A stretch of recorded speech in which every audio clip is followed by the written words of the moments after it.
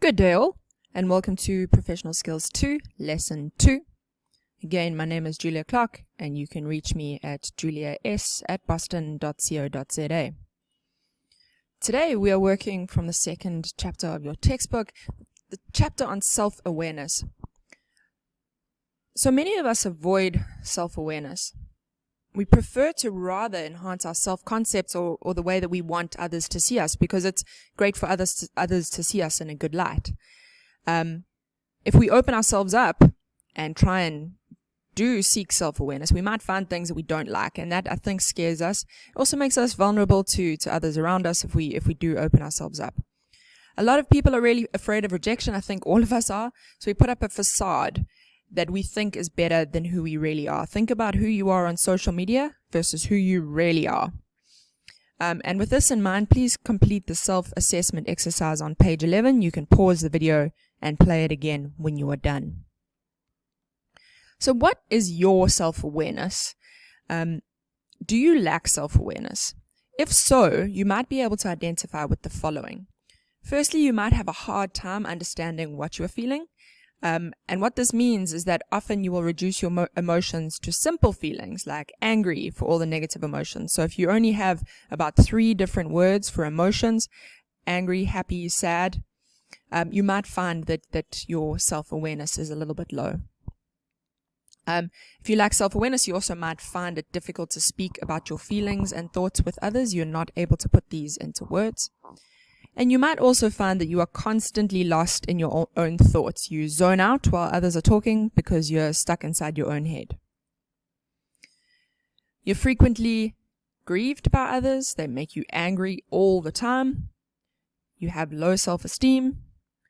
You might have self-destructive signs. For example, leaving your assignments to the last possible minute, procrastinating, to the point of not being able to get your assignments in on time. You might also have a very weak sense of self or a very rigid identity. This means that you either change yourself based on the people you are with, or you are very inflexible and you don't ever help or accommodate others' needs. All of these are signs of low self-awareness. So in order to dig a little bit deeper here, I encourage you to pause this video as you get to a question so that you can answer it, because the next couple of slides are just questions that I want you to answer. So get out a sheet of paper and answer each and every single one of these questions. So personal, who are you? What are some of your personal strengths and weaknesses? What are your core beliefs about life? What are your fears and what are your dreams? This section will help you to think about what makes you tick. What are your passions? What drives you? The next is social. Who are you in public? Who are you when you're with people? What kind of impression do you try to make?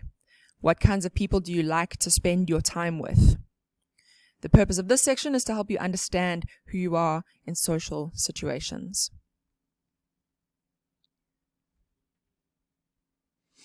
Relationships. Who are you in romantic relationships? What are your primary beliefs about love? That's a tricky one. Think deep. What are your primary beliefs about love? What do you want in a romantic relationship? What are your deal breakers? Are there patterns in your past relationships?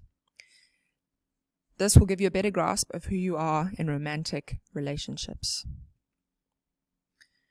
Next is work. What is your calling? What kind of work do you enjoy? What types of activities did you love to do as a child? How are these connected? Well, they could tell you the difference between your passion and your work and your career. So the purpose of this section is to help you figure out what activities best bring out your talents and your skills. Financial. What do you believe about money? What does money mean to you? What does it mean to you? Where did you get your beliefs about money? Did you get them from your family? What experiences might have given you these beliefs? How do those beliefs affect your behavior? Now, this section will provide you with a better understanding of your perspective on money. And remember, it's not all about money. The reason we want money is because of what money gives us, not because we only want money. Spiritual. What do you believe about God? Do you believe in God? And how do these beliefs affect your day-to-day life? And this section will help you explore your ideas about the universe and the meaning of life. And finally, who do you admire? I want you to use this exercise to clarify the characteristics and qualities of someone that you admire so that you can see how you can get those characteristics and qualities so that ultimately we can become people that we admire ourselves. So these exercises, I think a couple of these questions might have left us feeling a little bit anxious, nervous. You don't have to show them to anyone. But the importance about self-awareness is that you need to balance the need to know with the fear of what we will learn. So the fear that we might learn something that we don't like about ourselves. We might discover a weakness about ourselves that we aren't comfortable with. But the great thing about that is that once we discover a weakness that we don't like, we can develop on it, we can change it, we can improve ourselves. And this just helps us answer those tricky interview questions. Like I said in the last lecture, I want you to leave this course with a beautiful CV, and more on that later, as you know. Please go and check out canva.com if you have the spare time. They've got wonderful CV templates on there. But I want you to leave this course with a beautiful CV and a weakness. Like I said, answering what is your biggest weakness is a tough interview question, and I want you to come out of this course having a really great answer to that question. Therefore, you have to have self-awareness. You need to know yourself. You need to know how you would behave in certain situations, and how you can improve upon this behavior. If you know more about yourself, you'll be able to understand better how you are perceived by others, why people respond to you in particular ways, and your basic behavioral tendencies. Why do you behave in the way that you do?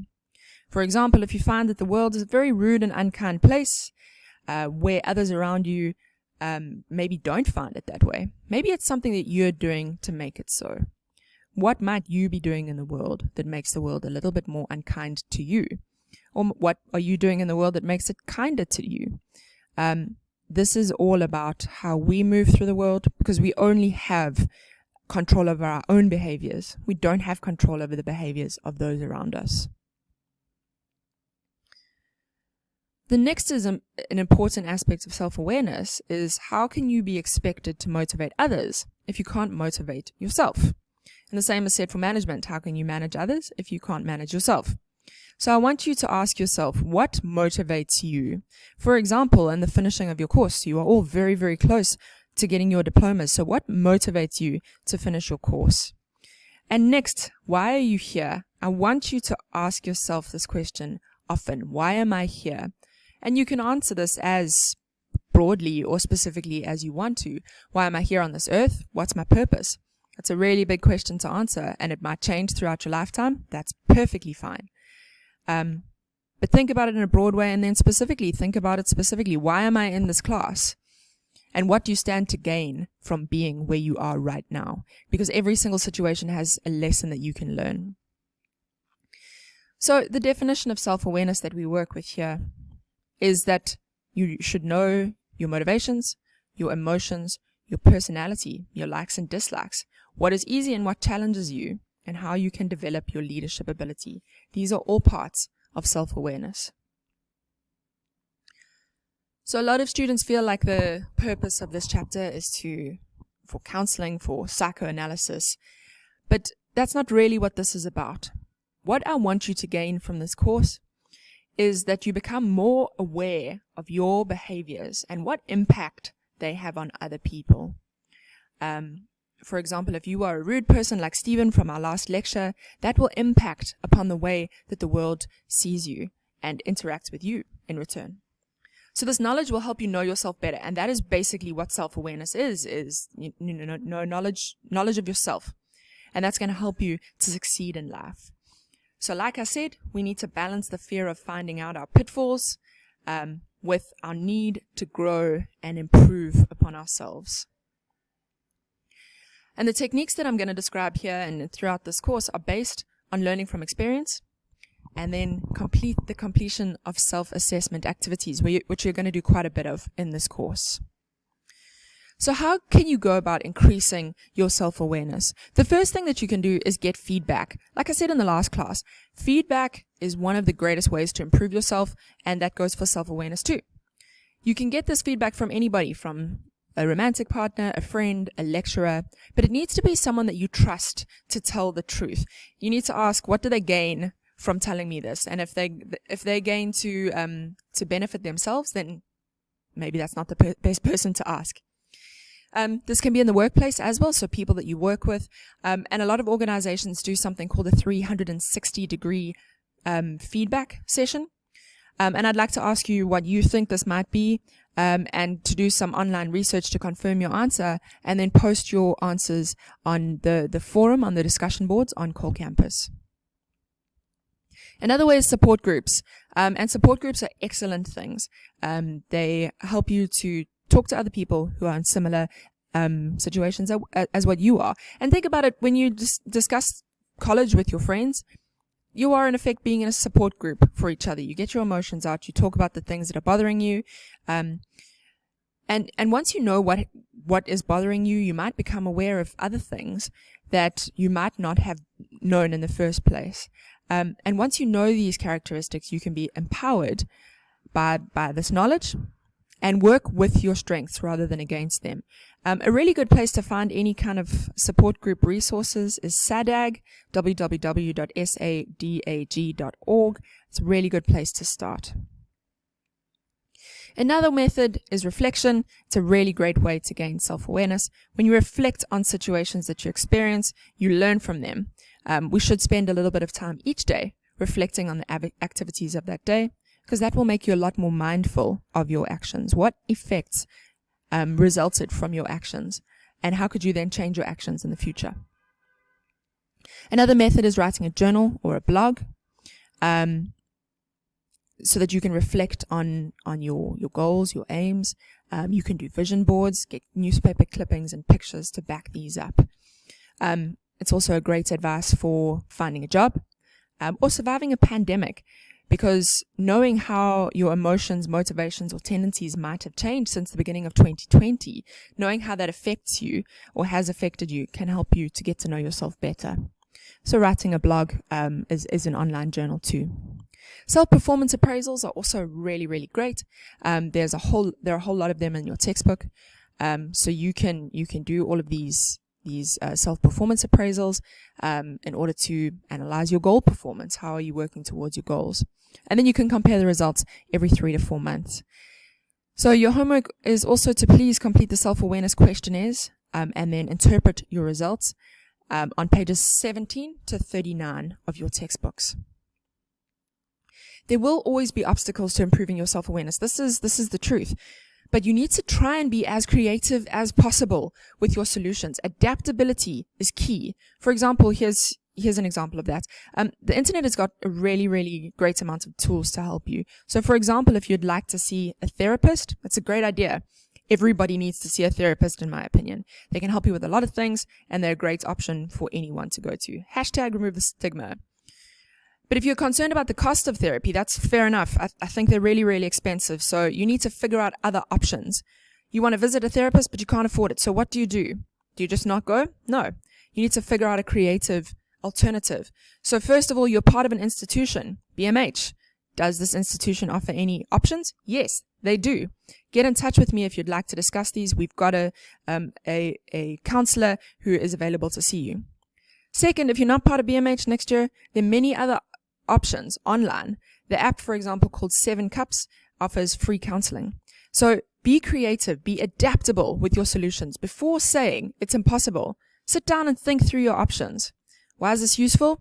In the workplace, people like people who have solutions, not problems. So I challenge you, please be the solution. In the next class, we're going to discuss self-management. So in order to be a good manager, like I said, you have to have self-awareness, and you have to be able to manage yourself. So keep this in mind. as you come to next week's lecture. Thanks everybody, and see you next time.